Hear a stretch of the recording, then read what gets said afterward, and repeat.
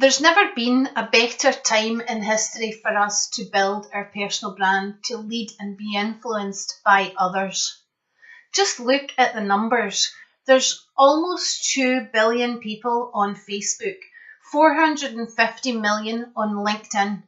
Every minute there are over 300 million hours of video uploaded to YouTube, and that's just to name a few of the different social networking tools that we can use to influence and to build our reputation. 10 years ago, to become a thought leader in your industry was a lot of hard work. It still is hard work, but in those days you had to do it face to face. You had to get out there, you had to knock doors, you had to kiss babies, you had to do presentations. I'm not saying any of that has gone away. They're still vitally important, but now we have access to potentially billions of people and a plethora of tools that we can use to reach them. So I want to talk about just a couple of those tools today, blogging and LinkedIn. First of all, let's talk about blogging. A blog is a fantastic way to share your knowledge, to share your expertise. A blog is a place on the internet where you can post video content, you can post text, you can post audio content, and you can share your knowledge and expertise. There's two ways that you can go about doing this. The first one is to create your own blog, and that would be using a tool like WordPress.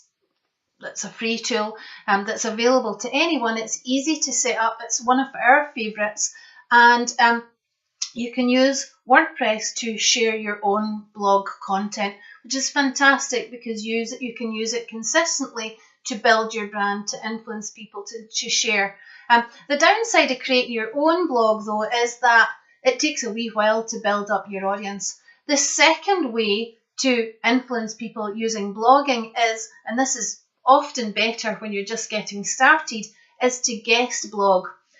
If you guest blog on sites like SMEI, for example, Sales and Marketing Executives International, are always looking for members to share their content. SMEI has thousands of readers. If you share a blog post in that forum, potentially an audience of potentially thousands of people will see your posts. So it gives you a wider reach a wee bit faster. The second component that I wanted to talk to you about is LinkedIn. Lots of people associate LinkedIn as a tool that is really only for job seekers or for people who are looking to hire, and that's not the case at all. That's never actually has been the case. There's 450 million professional users on LinkedIn. These are people who are using this forum to share what it is that they do. They share their knowledge, their experience, and invariably it's a tool that people use if they're coming to evaluate you, they want to check you out. LinkedIn is really important to build your personal brand because it tells people what you do, what your area of expertise is. So the number one thing of importance on LinkedIn is to have a profile that showcases your knowledge, your industry expertise. Your profile summary should highlight the industry that you're in, what it is that you do. You can also use LinkedIn to share posts and content. When you do share posts and content, make sure that the posts and content are relevant to what you do, but also don't just share content, add your influence, add your special knowledge of what that content is about. So if you post an article about something that happened in the banking sector, add your opinion on that and share it that way rather than just blindly sharing content.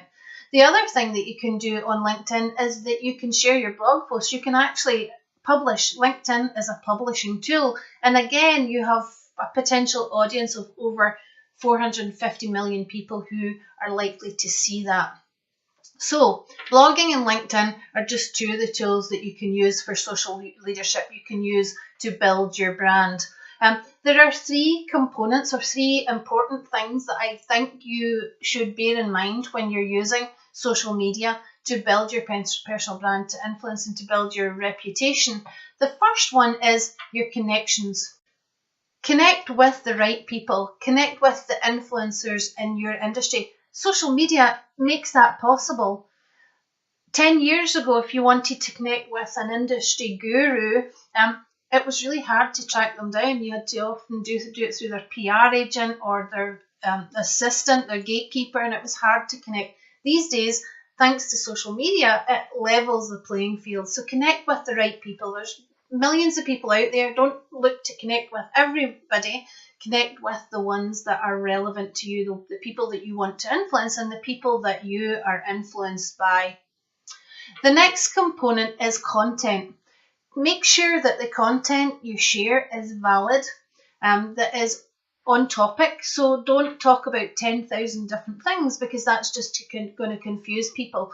They're not going to understand what it is that you're an expertise on if one day you're blogging about sports and the next day you're blogging about industry and the next day you're blogging about the environment. So stay on topic with your content. And the last thing that I would say is hugely important is to be consistent.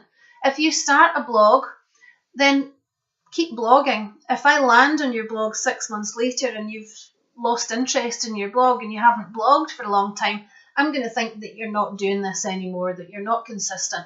So be consistent with your blogging. Same goes for the other social networks that you use. Do it consistently, share value, and look to build relationships. It's not just about connecting with people, it's about taking those connections to the next level. Thanks.